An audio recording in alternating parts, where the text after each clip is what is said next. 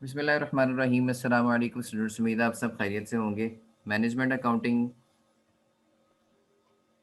From the book of Matz and Usry, chapter number 3, cost classification and question number 8।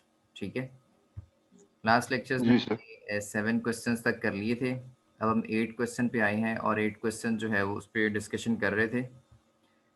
8 question में हमने जो है वो सेल प्राइस को कंप्यूट करना है। ठीक है, सेल प्राइस को दो डिफरेंट सिनेरियो में हमने कंप्यूट करना है। ठीक है जी, जी उसमें सबसे पहले हमने जो है सेल प्राइस का ग्रॉस प्रॉफिट के साथ रिलेशनशिप देखना था कि ग्रॉस प्रॉफिट जो है वो सेल प्राइस का कितने परसेंट है। ठीक है, तो वो सबसे पहले हम देखेंगे। उसके बाद हम जो चेंजेस आई हैं, ठीक है, मटेरियल में, लेबर में, एफर्ट में जो चेंजेस आई हैं, ठीक है, उसके हवाले से हम बात करेंगे यहाँ पे। ठीक है, जी सबसे पहले हम इसमें जो है वो हमने वो जो रेशियो फाइंड आउट करनी थी कि ग्रॉस प्रॉफिट कितने परसेंट है सेल्स का। ठीक है, हमारे पास डाटा दिया हुआ था कि 50 हमने एयर कंडीशन सेल किए हैं 200 ईच पे, और मटेरियल इनके ऊपर 50 लग रहा है, और कॉस्ट, लेबर कॉस्ट 30 है, और फैक्ट्री ओवरहेड जो है वो भी 100% डायरेक्ट लेबर का है, यानी कि जितनी डायरेक्ट लेबर उतना ही एफर्ट होगा वो भी 30 होगा। ठीक, तो इसके मुताबिक हम यहाँ पे gross profit ratio find out करने की कोशिश करते हैं कि वो किस तरह से है। एक्सेल में हमने इसको परफॉर्म किया कि जून का बेसिकली डाटा था। सेल्स हमारे पास 200 पर यूनिट थी। ठीक है, मटेरियल 50 था, लेबर 30 है, नेफोस जो है वो भी 100% डायरेक्ट लेबर है। तो इस तरह से हमारे पास CGS जो बनी है वो 110 है, और 200 में से 110 को माइनस किया हमने तो हमारे पास 90 आ गया।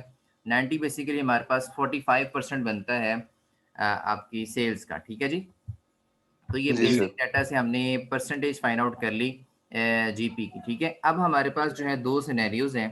ठीक है, CGS के हवाले से, कॉस्ट ऑफ गुड्स सोल्ड के हवाले से दो सिनेरियोज हैं। जो कॉस्ट ऑफ गुड्स सोल्ड है हमारी, उसको हमने दो डिफरेंट पर्सपेक्टिव में फाइंड आउट करना है। ठीक है, दो सिचुएशंस हमारे सामने। ठीक है, देयर आर टू सिचुएशंस। ठीक है, देयर आर टू सिचुएशंस।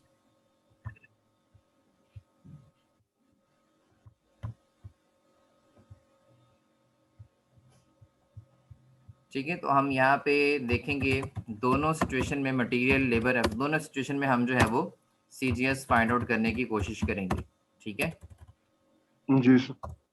जो दो हमारी रिक्वायरमेंट्स थी ना अभी, ये बेसिकली वो उनके ऊपर हम काम करने जी लगे। जी अब देखें जी, हमारे पास हम बात करते हैं जी यहाँ पे जो अलग से हमारे पास डाटा था दूसरे पैराग्राफ में। पहले पैराग्राफ के मुताबिक तो हमने ग्रॉस प्रॉफिट को फाइंड आउट कर लिया कि वो 45% बनता है। ठीक है, बेसिक। नेक्स्ट जुलाई में जो हमें डाटा दिया है, जुलाई में वो कहता है कि मटेरियल आपका जो है 5% इंक्रीज डिक्रीज हो गया है। ठीक है, जी और लेबर जो है आपकी वो 20% इंक्रीज। 20% उसमें इंक्रीज आ गई है। ठीक है, और एफर्ट्स के जी बारे में उसने नहीं बताया।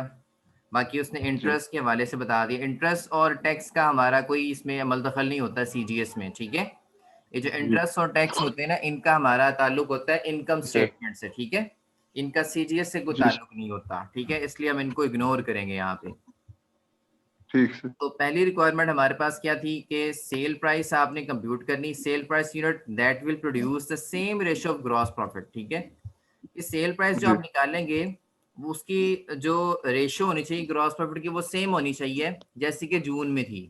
ठीक है, और अज्यूम जी करना है आपने फैक्ट्री ओवरहेड में कोई चेंज नहीं है डायरेक्ट जी लेबर कॉस्ट के हिसाब से, यानी कि यहाँ मटेरियल में तो चेंज आई है, लेबर कॉस्ट में भी चेंज आई है, लेकिन वो कहता है जी पहली रिक्वायरमेंट के मुताबिक एफ में कोई चेंज नहीं है, जितनी पहले थी उतनी ही अब है। उसके मुताबिक हमने यहाँ पे चीज़ों को फाइंड आउट करने की कोशिश करनी है। ठीक है, अब आप हम दोबारा से एक्सेल शीट में जाते जी हैं।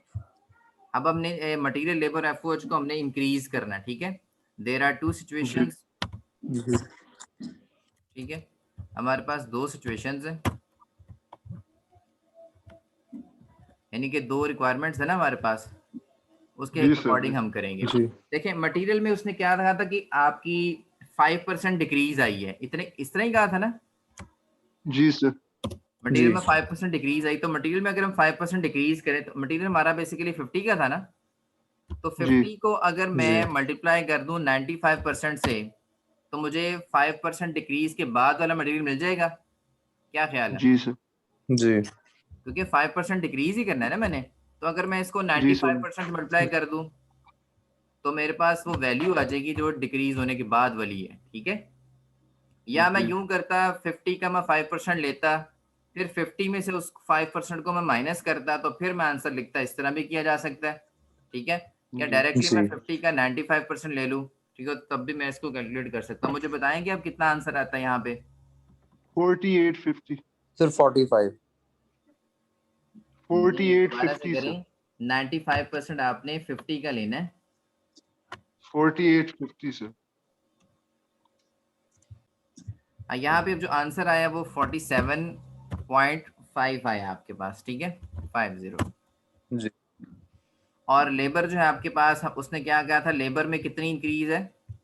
यहाँ से दोबारा देखें, 20%। 20%। 120 लेबर में सर। 20% इंक्रीज आ रही है, ठीक है। जी तो लेबर में हम 20% इंक्रीज करेंगे, जैसे कि लास्ट क्वेश्चन में हमने किया था। अगर हमने इंक्रीज करनी होती है तो किस तरह से कर सकते हैं? लेबर हमारे पास 30 है, तो 30 में अब हमने अगर 36। इंक्रीज करनी है 20% की, तो मैं इसको 120% से मल्टीप्लाई कर दूं तो कोई इतराज तो नहीं, जैसा कि लास्ट किया था हमने? No sir. नो इतराज सर। तो नो कोई सर। नहीं। नो नहीं सर। सर। डायरेक्ट मेथड है। आप यूं भी कर सकते हैं कि 30 का 20% लें पहले, फिर 30 में उस 20% को ऐड करें, फिर यहाँ पे लिखें। इस तरह भी कर सकते हैं, आप डायरेक्ट इस ये तरह भी ठीक है कर सर। सकते हैं, 30 का ठीक। 120% ले लें, जी सर। तब भी आपके पास आ जाएगी, ठीक है। तो ये कितना बन जाता है? 36। 36। 36 बन जाता है, ठीक है। अच्छा, और एफओएच के हवाले से उसने क्या बात कही थी? सर उसके वाले से लिखा ही कुछ नहीं हुआ। हाँ जी, एफओएच के हवाले से उसने कहा था कि वो मतलब कोई पहली रिक्वायरमेंट में उसने कहा था कोई चेंज नहीं करनी, ठीक है, ऐसे ही कहा था ना। जी ये जो पहली जी रिक्वायरमेंट जी थी कि कहता सेल प्राइस मुझे प्रोड्यूस करके दिखाएं, और उसका जो रिलेशन हो ग्रॉस प्रॉफिट के साथ सेम ही होना है जी, जैसे पहले था जो हमारा सिंपल केस था। उसमें अज्यूम करना है जी कि कोई चेंज नहीं आ रही फैक्ट्री ओवरहेड में डायरेक्ट लेबर कॉस्ट के हवाले से, यानी कि जितनी आपकी लेबर कॉस्ट है उतनी ही एफओएच होगी पहले रिक्वायरमेंट के मुताबिक, ठीक है। यहाँ पे अब हम जो है वो, हमारी लेबर आपके 36। सामने 36 आ गई है, ठीक है। तो इसके बाद हम बात कर सकते हैं कि ये जो आपकी एफओएच होगी वो भी इसका मतलब 36 ही होगी ना, क्योंकि सेम रिलेशन है उसका। जी अकॉर्डिंग टू फर्स्ट जी रिक्वायरमेंट, जो लेबर का और एफओएच का जो रिलेशन आपस में वो क्या है, वो सेम ही है, ठीक है। जी इसके मुताबिक अब मुझे बताएं, जो कॉस्ट आपकी आती है, जो टोटल कॉस्ट बनती है, वो कितनी बन जाएगी? जी सर। 119.50। ठीक है, ये हमारी 47, 36 और 36, ठीक है। ये हमारी जी 119 बन जाती है। टोटल कॉस्ट हमारी जी 119। आगे क्या बताया आपने? 0.5। 50। 0.50, 0.5। ठीक है जी। ये तो हमारा हो गया था पहला केस। जी पहले केस में उसने कहा था कि सेल प्राइस आपने कंप्यूट करके दिखानी है। अब सेल प्राइस क्या है जी आपकी? ठीक है, सेल प्राइस को यहाँ से कंप्यूट करना है। अब आप देखें, टोटल कॉस्ट आ रही $119.5, ठीक है। जी और हमारा जो ओरिजिनल रिलेशन था सेल का ग्रॉस प्रॉफिट के साथ, वो 45% का था, जी जी ठीक है। कहता वही रिलेशन मेंटेन रखना है आपने, ठीक है। जी हाँ जी। जो रिक्वायरमेंट थी ना, रिक्वायरमेंट में बार बार वो क्या चीज कह रहा है कि the sale price per unit will produce the same ratio of gross profit. जो सेल प्राइस आप निकालें उसकी ग्रॉस प्रॉफिट के साथ सेम रेशियो होनी चाहिए, ठीक है। तो यहाँ जी पे जब हम सेल प्राइस को, यहाँ पे हम सेल प्राइस को अगर हम निकालेंगे, तो इसका मतलब ये जो हमारी कॉस्ट आई है ये 55% होगी। अगर हमारा ग्रॉस प्रॉफिट 45% है, तो इट्स मीन ये जी हमारी सर। 55% है। जी क्या ख्याल है? जी सर ऐसे। ठीक है ना। जी सर। तो फर्स्ट रिक्वायरमेंट जो हमारी है सेल प्राइस के हवाले से,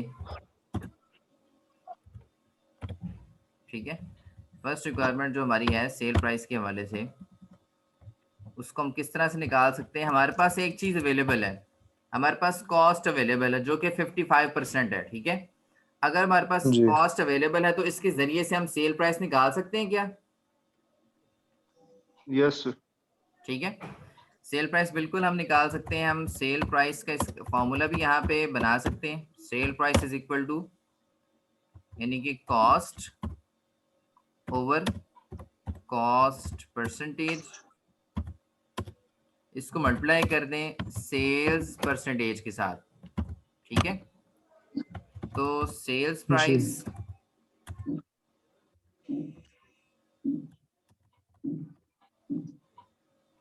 सेल प्राइस हमारी जो है वो कॉस्ट हमारी कितनी 119.50 डिवाइडेड बाय कॉस्ट की जी। परसेंटेज कितनी है 55% है। जी सर। कि ग्रॉस प्रॉफिट की अगर 45 जी। है तो इट्स मीन कॉस्ट की 55 होगी ना। जी सर। और सेल हमें चाहिए ना, सेल को हम लेने के जी लिए सर। हम सेल के लिए हम 100 से मल्टीप्लाई कर देंगे 100% से। कॉस्ट जी सर। 55% को शो कर रही है तो सेल हमें चाहिए, हमें 100 से मल्टीप्लाई कर देंगे।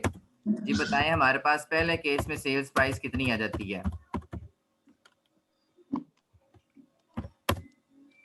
इसको कैलकुलेट करके बताएं सारा, कितनी सेल प्राइस आती है आपके पास।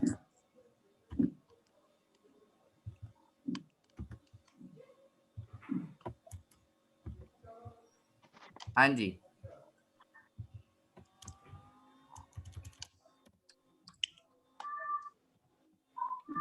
कितनी सेल सर प्राइस आती है? 217.27। सॉरी 217.27। 217.27 ये जी, ये हमने पहली रिक्वायरमेंट कर ली है अपनी, ठीक है। जी। यहाँ जी तक सर। कोई इशू हो, उसने कहा था कि आपकी जो सेल प्राइस होनी चाहिए ना, उसका ग्रॉस प्रॉफिट के साथ वही रिलेशन हो जो कि पहले था जून में हमने जो निकाला है। अब देखिए यहाँ पे जून में ग्रॉस प्रॉफिट जो है वो 90 था और ये सेल प्राइस का कितना था 45%, ठीक है।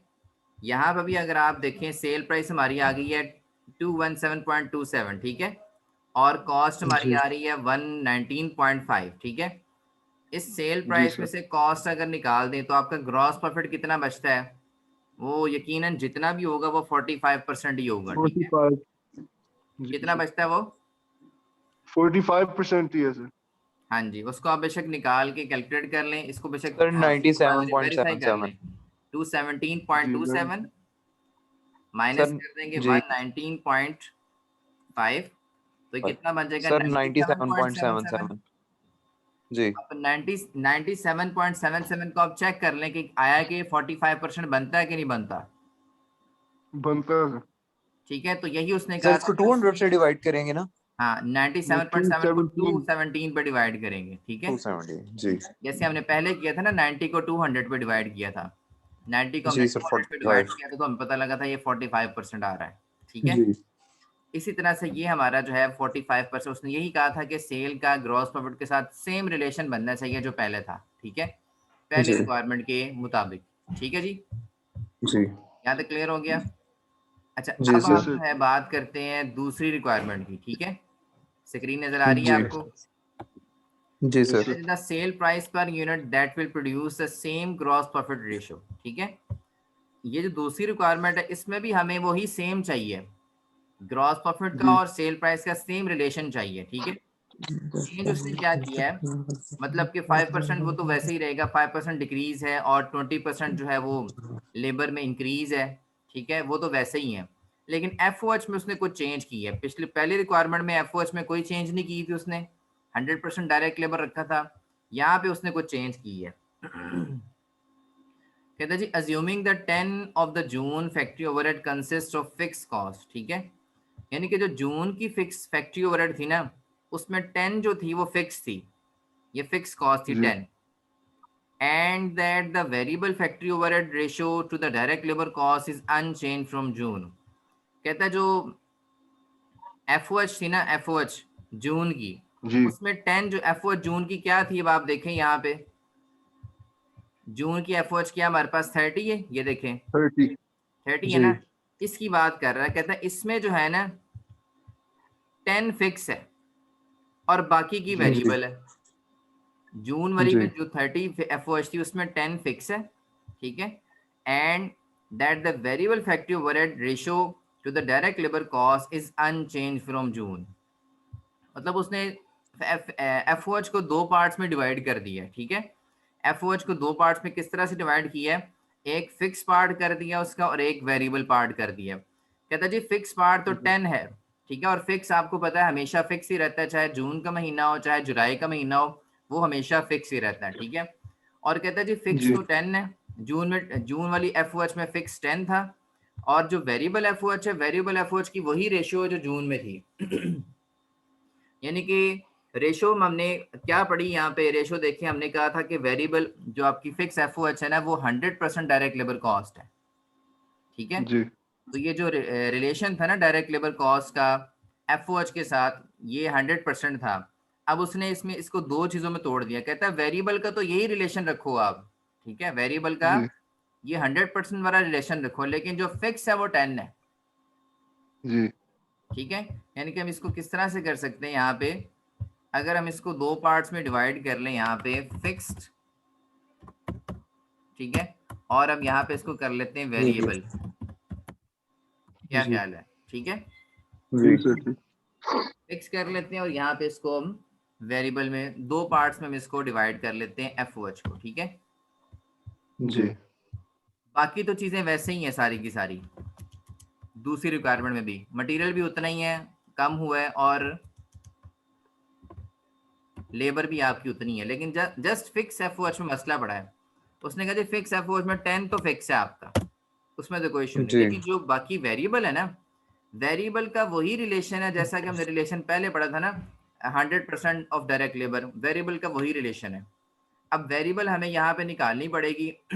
लेट्स सपोज वेरिएबल का आप कैसे पता लगाएंगे, देखें अगर यहाँ पे जून में 30 है FOH, ठीक है, तो इस FOH को हम यहाँ पे अगर थोड़ा सा डिवाइड कर दें, FOH इज इक्वल टू, हम फिक्स, अलग से आप रफ में कर सकते हैं वेरिएबल, ठीक है। जी तो उसने कह दिया कि जून वाली जो FOH थी ना उसमें 10 तो फिक्स था, इसका मतलब 10 अगर जी फिक्स था तो बाकी वेरिएबल कितना होगा, टोटल 20 30 है, टोटल आपके पास 30 है ना। जी इसको अगर हम यहाँ पे 30 पुट कर लें, 20 तो अगर फिक्स 10 है तो वेरिएबल कितना है, 20 20 है। ये हमें क्लू मिल गया कि उसने हमें सिर्फ इतना बताया है कि जून वाली जो FOH थी ना उसके अंदर जो फिक्स पोर्शन है वो 10 का है, तो इट्स जी मीन अगर फिक्स पोर्शन इसमें 10 का है तो बाकी 20 वेरिएबल हुआ ना, जी जी ठीक है। तो अगर 30 FOH होती है उसमें अगर 20 वेरिएबल है, अगर यहाँ पे हमारे पास FOH 36 होगी तो फिर वेरिएबल कितना होगा, हमने ये निकालना है। ओके बात फॉलो की है कि अगर जी जी सर टोटल FOH 30 होती है तो उसके हिसाब से वेरिएबल हमारा 20 बनता है।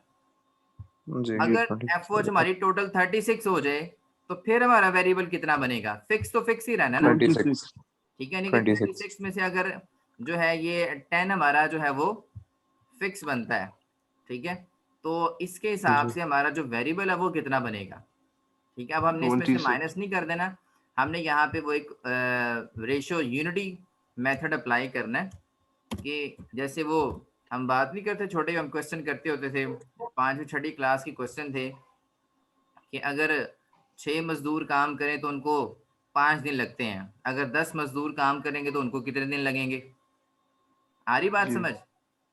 तो वो जी वाला सर सिनेरियो यहाँ पे अप्लाई करना पड़ेगा आपको, ठीक है। जी सर इस तरह से अप्लाई करेंगे, देखें वेरिएबल अगर हमारी 20 है, किसके लिए, 30 के लिए,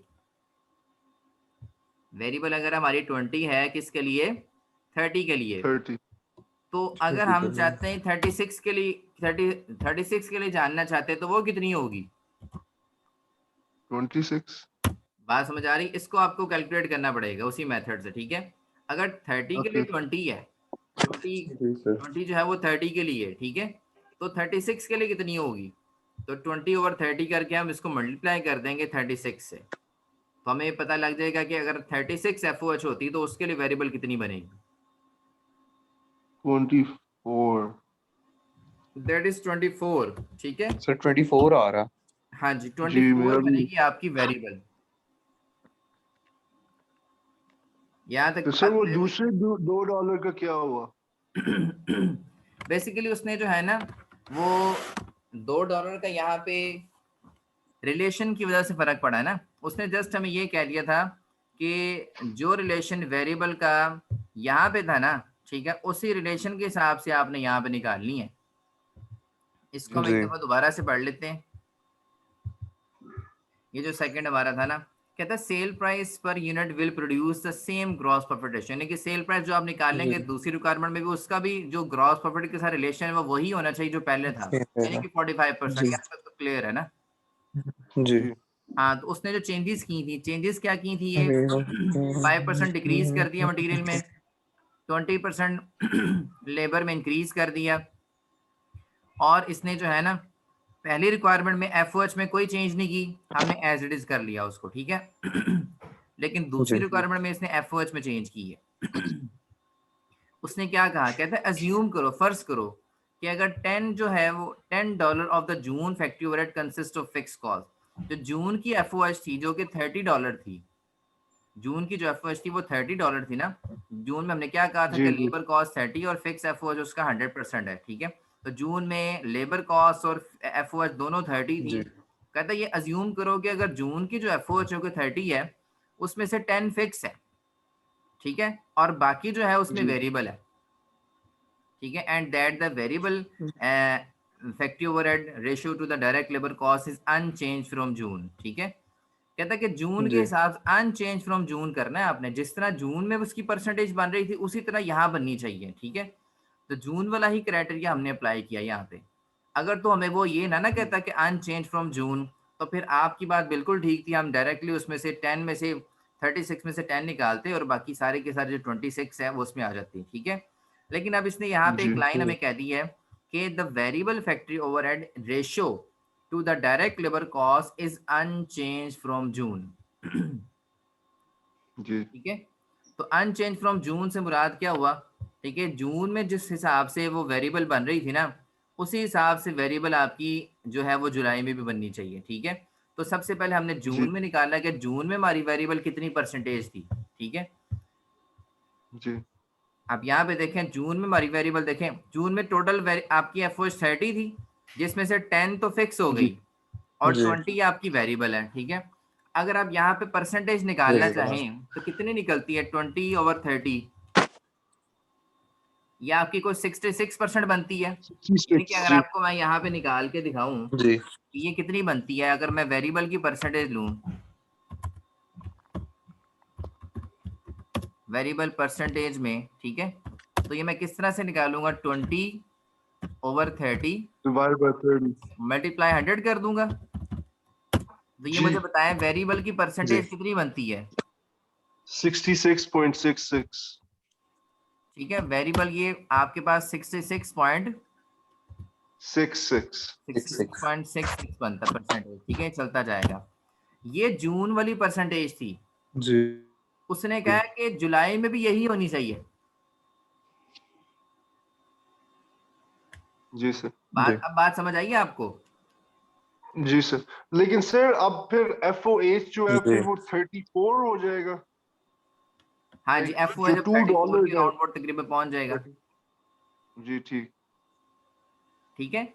वो आप इस तरह से जी ना करें कि हमारे पास टोटल एफ 36 ही है और 36 को हमने डिवाइड कर रहे हैं यहाँ पे, ऐसा नहीं है। जी ये 36 तो पहली रिक्वायरमेंट में बनी थी ना, जी जी दूसरी रिक्वायरमेंट में कितनी बनती है तो हम निकाल रहे हैं अभी। जी सर हाँ जी जी समझ आ आपके गई जहन में ये चल रहा जी होगा कि 36 को हमने पूरा करना किसी तरह, जी नहीं सर, चल रहा है ना। क्योंकि सर फिक्स भी तो 10 है, उन्होंने कहा उसको भी नहीं चेंज करना, जी हाँ वो समझ आ 10 गई नहीं है। हाँ हाँ, आपके जहन में चल रहा होगा कि 36 को किसी तरह पूरा करें। वो 36 बेसिकली पहली पहली रिक्वायरमेंट में थी, दूसरी जी रिक्वायरमेंट में कितनी है वो तो अभी हमें पता ही नहीं टोटल, वो तो हम निकाल जी रहे हैं जी दूसरी रिक्वायरमेंट में कितनी है, जी ठीक है। तो पहली रिक्वायरमेंट में 36 बनी है और दूसरी रिक्वायरमेंट में हमारे पास 34 बनी। कैसे, उसने सिर्फ हमें ये कहा था कि जून वाली जो एफओएच है ना उसमें 10 फिक्स है और जी बाकी जो जी वेरिएबल बनती है ना, जो रिलेशन उसका जून में था वही रिलेशन इसका जुलाई में होना चाहिए, ठीक है। तो हमने निकाला कि जून वाली में जो टोटल 30 थी उसमें 10 फिक्स है और 20 वेरिएबल है। अब 20 का हमने परसेंटेज निकाल के देखी, वो 66% बनती थी जून में। जी सर। यही बात उसने कहा था कि जी जुलाई में भी यही काम करना है आपने। कहता है कि variable factory overhead ratio to the direct labour cost is unchange from June. जून में 66% बनी है, तो लिहाजा जुलाई में भी 66% ही आपने वो वेरिएबल लेनी है। बात समझ आई अब? जी जी सर सर, बिल्कुल। ठीक लग है। गई समझ। अब यहाँ पे देखें 10 तो फिक्स आ गई है, ठीक है। और बाकी आप वैसे लेके देख लें, 36 का आप 66.6% लेके देख लें कि वो कितनी आती है। अगर आपको ये समझ नहीं आता ना, ये सिनेरियो समझ नहीं आ रहा, तो आप इसको जो है वो दूसरे तरीके से कर लें। 36 को ले लें, मल्टीप्लाई कर लें आप 66.6, इसको राउंड ऑफ करके 7 कर लेते हैं, ठीक है। 6 7 तो जी। ये आप कर लें इस तरह से देख लें कितना आंसर आता है। 36 का इतने परसेंट, ये परसेंटेज हमने कहाँ से निकाली है? इस वर्किंग से निकाली है। इसको आप वर्किंग नंबर 1 कह सकते हैं आप, ठीक है। इसको ऐड करें सवाल में, ये वर्किंग 1 है, ठीक है, इसके जरिए से। तो आप यहाँ पे रेफरेंस के तौर पे लिख सकते हैं कि वर्किंग 1 से हमारे पास ये जो आई है 66 पॉइंट, मतलब से इसके साथ आप लिख लें कि 24 ये जो परसेंटेज हमने निकाली है, ये कहाँ से निकाली है हमने? ये वर्किंग 1 से निकाली परसेंटेज, ये वाली, क्योंकि जून की जो जी सर। परसेंटेज थी वही जुलाई में लगनी थी। सवाल की रिक्वायरमेंट ये है कि जो वेरिएबल एफओएच की परसेंटेज जून में थी वही जुलाई में होनी चाहिए। अब जून में हमने निकाली, वो 66.66 बन रही है, तो लिहाजा जुलाई में भी हमारी वो 66.67 ही बननी चाहिए, ठीक है। तो ये जी वर्किंग 1 सर। से हमारे पास परसेंटेज आई, इसका अगर निकालें तो कितना बनता है बताएं जरा?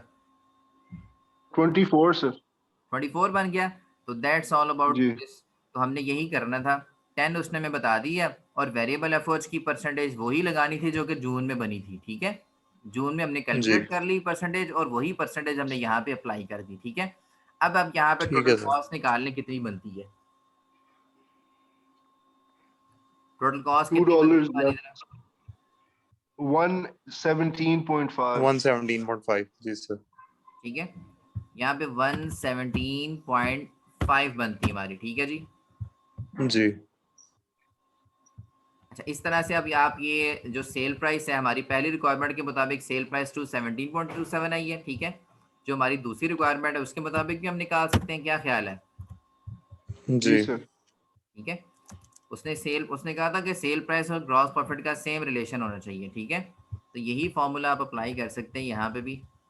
जी सर। हमारे पास कॉस्ट अवेलेबल है, ठीक है, तो उसके जी जरिए से हम सेल प्राइस जो है वो फाइंड कर सकते हैं, ठीक है।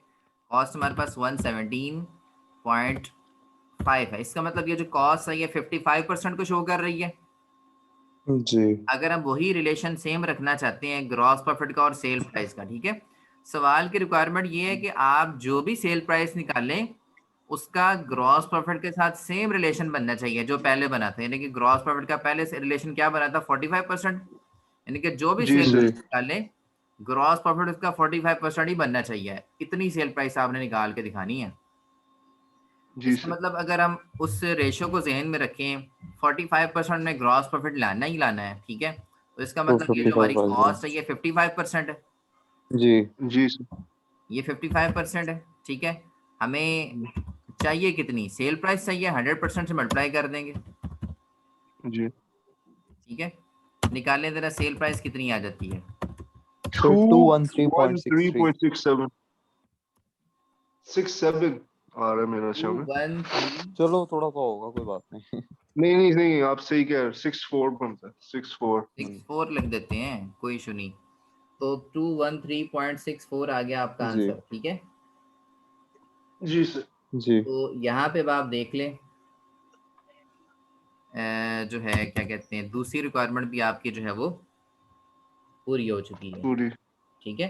टू वन पूरी हो थ्री गई जी। पॉइंट सिक्स फोर आ गया, और एक हमारी 217 आ गया। अब आप इसको अगर वेरीफाई करना चाहते हैं ना तो कर सकते हैं। 213 में से जरा 117.5 निकाल लें, जरा ग्रॉस प्रॉफिट कितना बनता है? 45 सर। ओनली सर 45 बनता है। 96.13। नहीं ये अमाउंट में बताइए जरा, मुझे अमाउंट में बताएं जरा। जी सर, अच्छा सर 96.13 माइनस हाँ, आपकी 90 जो भी आया आपका, इसको आप इसकी 96.13 परसेंटेज निकालें जरा सेल के हिसाब से, इसको डिवाइड कर दें सेल प्राइस पे, देखें 45% ही आता है। जी सर 45।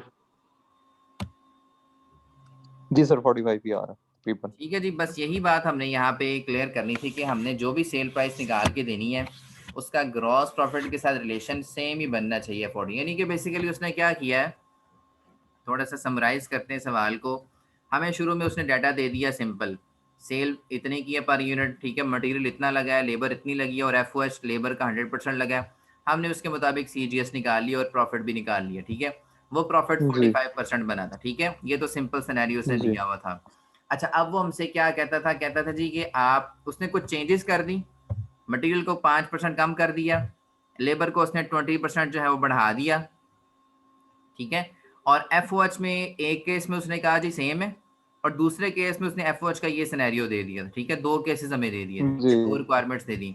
तो एक केस में तो उसने कहा, पहले केस में उसने कहा जी कि एफ जो है वो डायरेक्ट लेबर का 100% ही होगा, जो कि जैसा कि जून में था, ठीक है। तो हमने जो है जितनी लेबर जी निकली उतनी एफ निकली, उसके मुताबिक हमने यहाँ पे सीजीएस निकाल ली, वो उसकी कॉस्ट निकाली टोटल। जी और दूसरे केस में उसने क्या कहा था कि मटेरियल लेबर मटेरियल लेबर तो सेम रहेगी, लेकिन एफ में उसने कुछ चेंजेस बताई थी हमें। उसने कहा था कि एफ जो जी जून वाली है ना, उसमें 10 जो थी वो फिक्स थी और बाकी वेरिएबल थी। कहता जी वेरिएबल का जो रिलेशन जून में बनता था ना एफ के साथ, वही रिलेशन जी आपने जुलाई में बनाना है, ठीक है। अब जी वेरिएबल का जून में रिलेशन क्या बनता था, हमने यहाँ से निकाला, वेरिएबल टोटल एफ 30 थी, फिक्स अगर 10 है जो सवाल में दी गई है, और तो वेरिएबल 20 बनती है, और 20 की परसेंटेज कितनी बनती है, 66.66% बनती है जून में, ठीक है। कहता यही वाली परसेंटेज जो है आपने जुलाई में अप्लाई करनी है, वो चेंज नहीं होनी चाहिए जून से। तो जून में, जुलाई में हमारे पास जो एफ जो है वो 36% आ रही है, जी ठीक है, 36, इसका हमने जो है वो उतने परसेंट ही ले लिया, ठीक है। इसका हमने जो है वो उतने परसेंट ले 36, ये जो बेसिकली 36 मैंने लिखा है ना, ये बेसिकली लेबर का लिखा है, ये एफ का नहीं लिखा, ठीक है, क्योंकि लेबर के जी मुकाबले में हम परसेंटेज निकाल रहे हैं। तो यहाँ 36% का 6% ले लिया, और उसको हमने देखा कि वो 24 आया, ठीक है, और 24 10 जो है फिक्स होगी, 24 हमारी वेरिएबल होगी, इसके मुताबिक हमारी जो एफ निकल गई दूसरी रिक्वायरमेंट में, वो 34 की निकली है, ठीक है। और ये 117.5 आ गया आपका आंसर कॉस्ट का। इसी तरह से वो कहता था कि हमने जो सेल का सिनेरियो वो सेम रखना है कि ग्रॉस प्रॉफिट आपका 45% ही आना चाहिए, इस तरह सेल निकालनी हो। अगर ग्रॉस प्रॉफिट हमने 45% ही लाना है, तो इसका मतलब ये जो कॉस्ट हमने निकाली है 55% को शो कर रही है। इस लिहाज जी से हमने यहाँ पे इन दोनों कॉस्ट को 55% पे डिवाइड किया और 100 से मल्टीप्लाई कर लिया, जो कि हमारी सेल प्राइस बनी थी टोटल। और सेल प्राइस हमने दोनों केसेस में निकाल के उसने दे दी, यही हमने कंप्यूट करनी थी इसको।